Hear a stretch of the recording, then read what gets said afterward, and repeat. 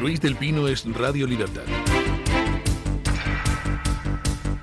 El PSOE siguió pagando al anterior abogado de José Luis Ábalos hasta octubre, según ha contado el exministro desde prisión a personas de su entorno. Estas fuentes explican a El Español que Ferraz asumió los honorarios del letrado José Aníbal Álvarez como parte de un supuesto pacto de silencio. La negociación se habría cerrado en noviembre del año pasado, cuando Ábalos contrató a este penalista ante su inminente imputación en el Tribunal Supremo. Según el entorno del exministro Santos Cerdán, entonces secretario de Organización, culminó el acuerdo Cerdán por orden de Pedro Sánchez. El pacto saltó por los aires en junio cuando informes de la UCO señalaron a Cerdán como supuesto jefe de una trama corrupta y poseedor del 45% de Servinavar. Álvarez defendió a Ábalos hasta el 13 de octubre, pocos días antes de su citación ante el Supremo, por los presuntos pagos del PSOE en sobres. Aunque el exministro rompió con él, el juez Leopoldo Puente mantuvo su comparecencia acompañada por el abogado. Tras la visitilla del 15 de octubre en la que evitó la prisión, Ábalos contrató al exfiscal Carlos Bautista para su defensa. Bueno, o sea que había un pacto de silencio con Ábalos. Resulta que a Ábalos pues le han echado en diferido, ¿no? Primero negaron todo cuando empezaron a salir en distintos medios, fundamentalmente The Objective, las actividades, las andanzas de Ábalos, determinadas fiestas de contenido quizá subido de tono. Empezaron a salir también todas las informaciones sobre la visita de Delcy a Madrid, acerca de la que Ábalos dio 200.000 versiones. Con esa información encima de la mesa, el Congreso, la parte izquierda del Congreso, el Frankenstein que apoya a Sánchez, se puso en pie para aplaudir a Ábalos. Ahí están esas imágenes para la historia, con Ábalos mirando satisfecho a sus compañeros mientras Yolanda Díaz pone cara de inteligente y le aplaude como una foca. Bueno, pues nada, siguieron las informaciones y entonces ya al cabo de mucho tiempo, cuando ya todo lo que se sabía sobre la corrupción empezaba a ser insoportable, fingieron echar a Ábalos y entonces Ábalos se va al grupo mixto. Y entonces pues le montan una tournée por la televisión, incluida Televisión Española, lo que indicaba que la ruptura, pues en fin, no debía de ser muy grande cuando el PSOE ponía la televisión del PSOE al servicio de Ábalos para que se quejara. Y ahí estuvo Ábalos en el grupo mixto haciendo como que el PSOE le había echado y como que él estaba enfadado con el PSOE, y mientras tanto coordinaba a través de WhatsApp con el grupo socialista su voto en todas las elecciones. ¿Qué tengo que votar en esto? Y el PSOE le pagaba el abogado hasta hace 2 meses. Ah, caramba. Entonces le habían echado, pero menos.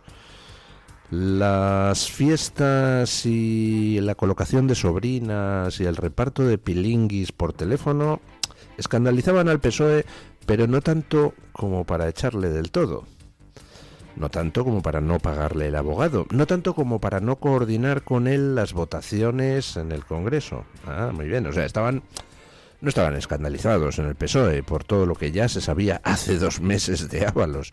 No, estaban solo escandalizaditos.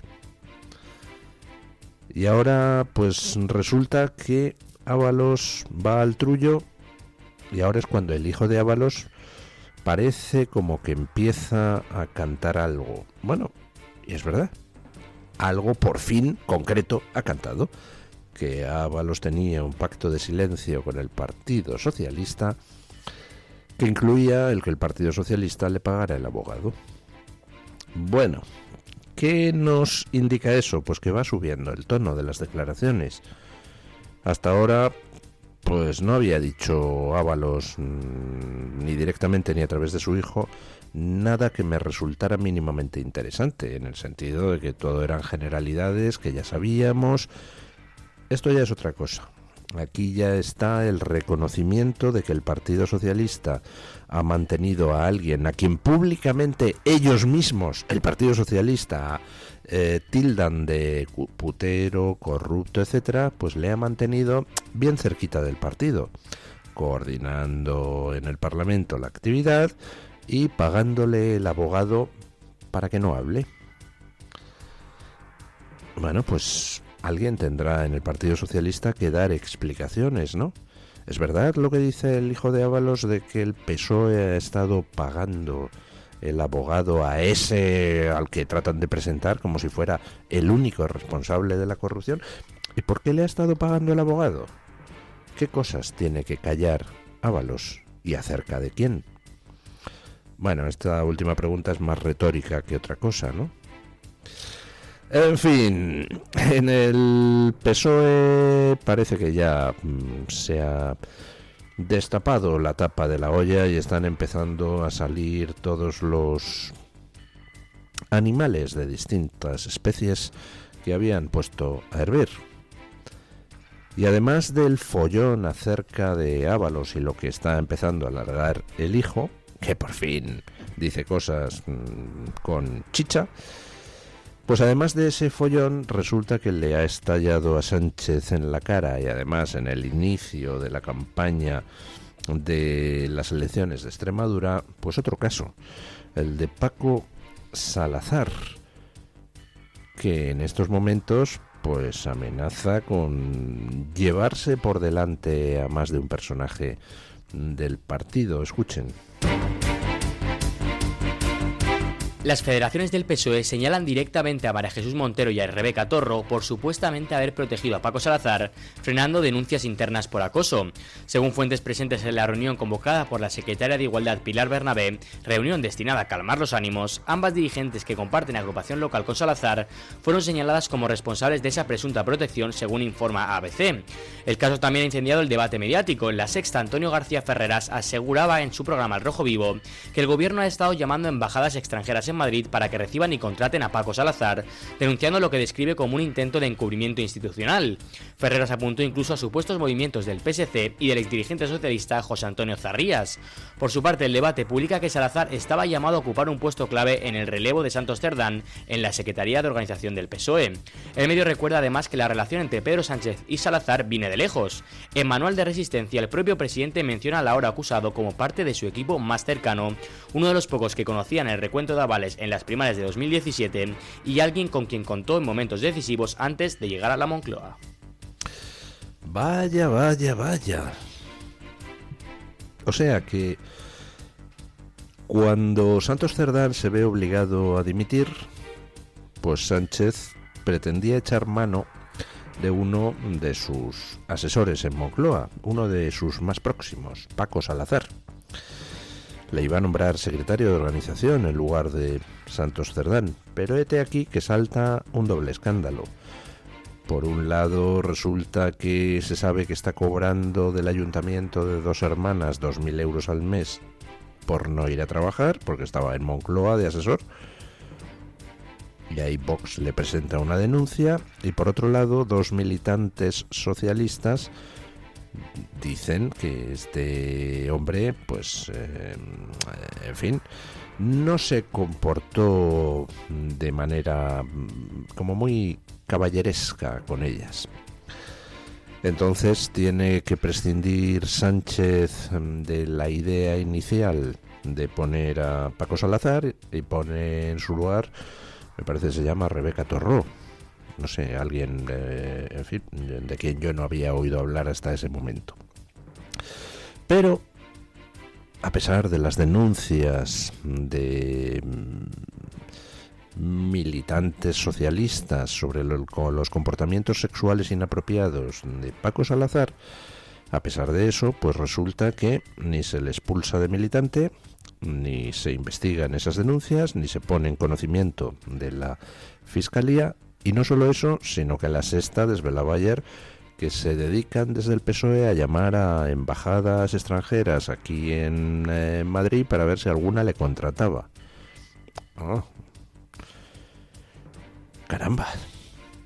Y después nos enteramos, previo a filtración de una foto de Pilar Alegría con Paco Salazar, nos enteramos de que se pretendía rescatar a Paco Salazar porque no debía de haber tenido éxito el intento de colocarle el de embajadas, que se le pretendía rescatar para algún puesto en el Partido Socialista, y ahí es donde estalla todo el tema. O sea, un tío sobre el que hay acusaciones de acoso sexual dentro del partido le vais a rescatar, ni le habéis investigado, ni habéis tomado medidas, ni lo habéis puesto en conocimiento de la justicia, y encima le vais a rescatar.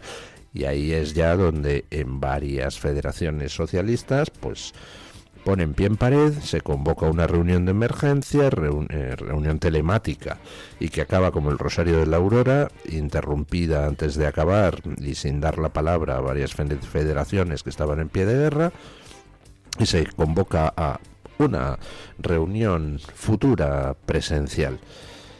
Y dentro del partido, al mismo tiempo, pues se conocen nuevas acusaciones de acoso contra otro responsable en Andalucía del Partido Socialista, otro responsable en un ayuntamiento de Málaga, y pues en estos momentos ya hay voces en el PSOE pidiendo cabezas de aquellas que han estado, como María Jesús Montero o Rebeca Torró, protegiendo a Salazar.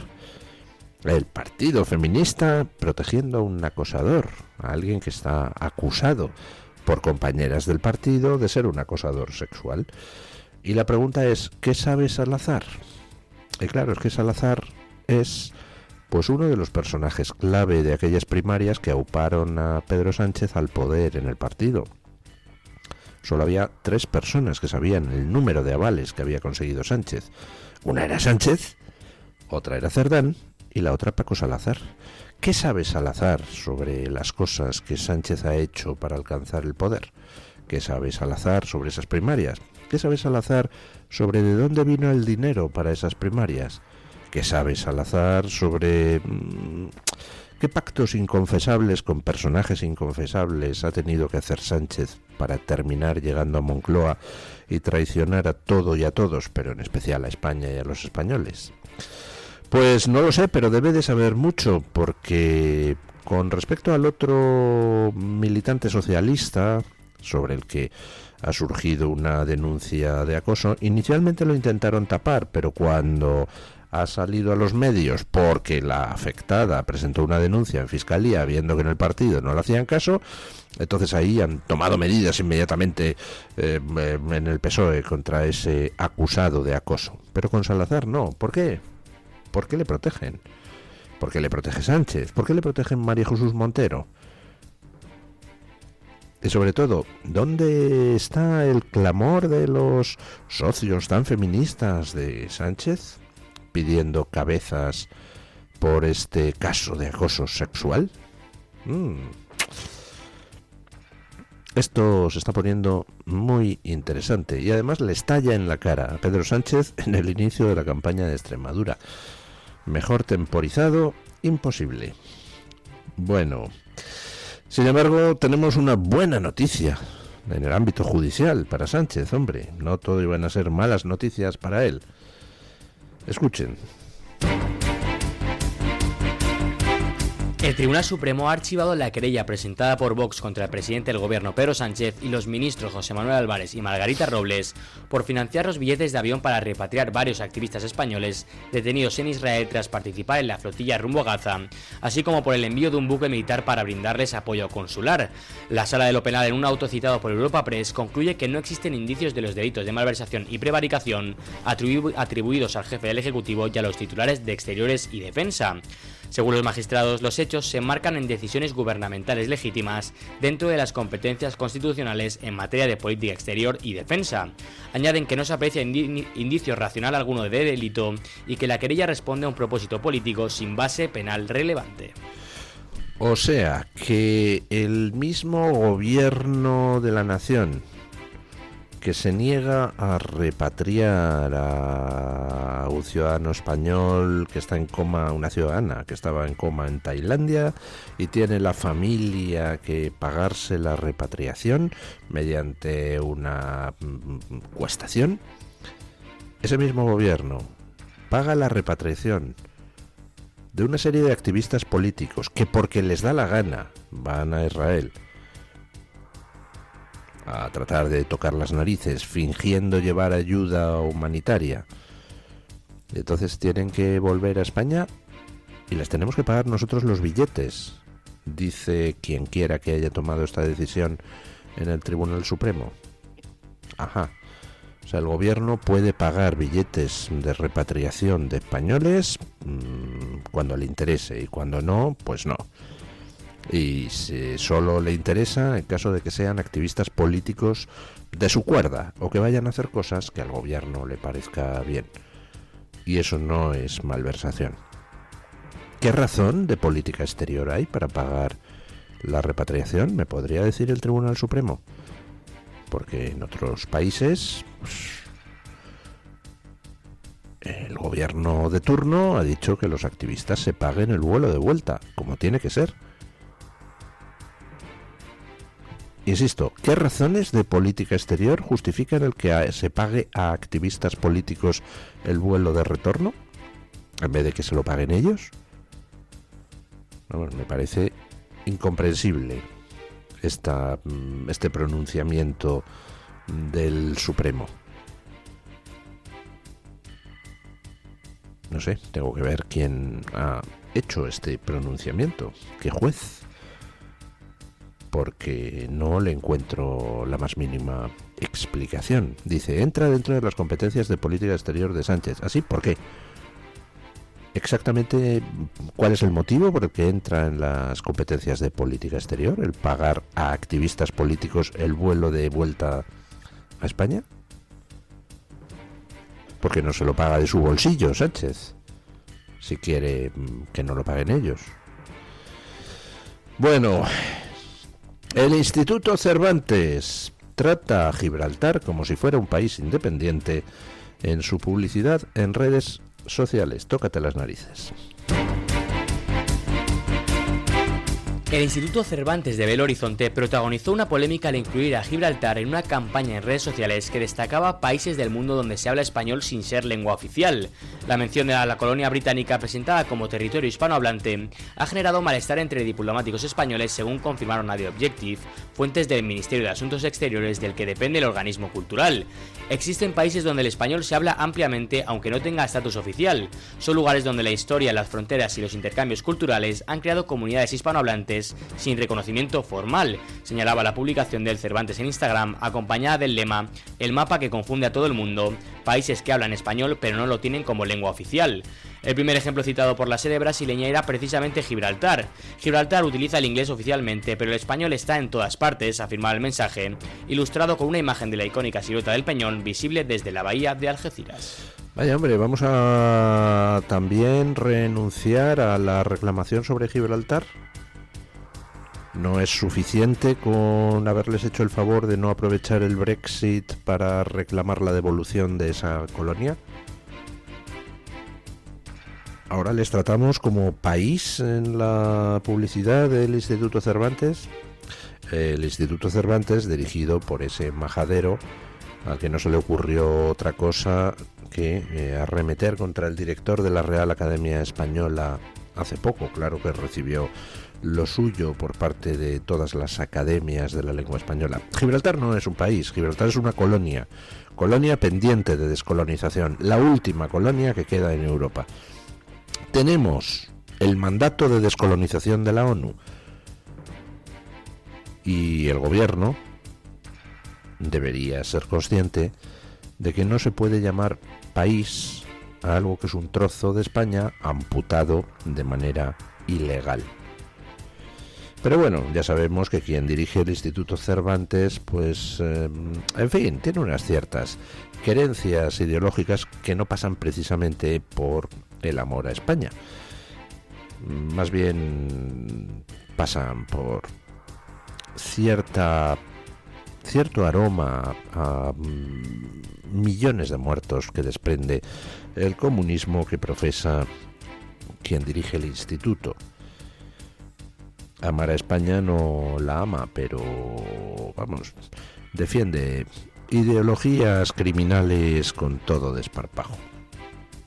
Y dentro de su tendencia a la criminalidad ideológica, pues bueno, parece que España le molesta la Real Academia Española, le molesta que Gibraltar sea una colonia y no un país independiente. ¿Qué hace dirigiendo el Instituto Cervantes este señor? ¿Qué hace? Pues otro amigo, otro de la cuerda de Pedro Sánchez.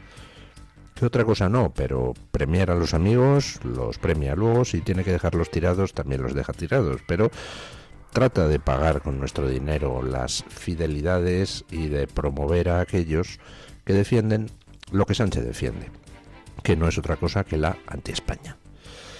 Bueno, el amigo Maduro, ya saben ustedes que que Trump ha puesto precio a la cabeza de Maduro.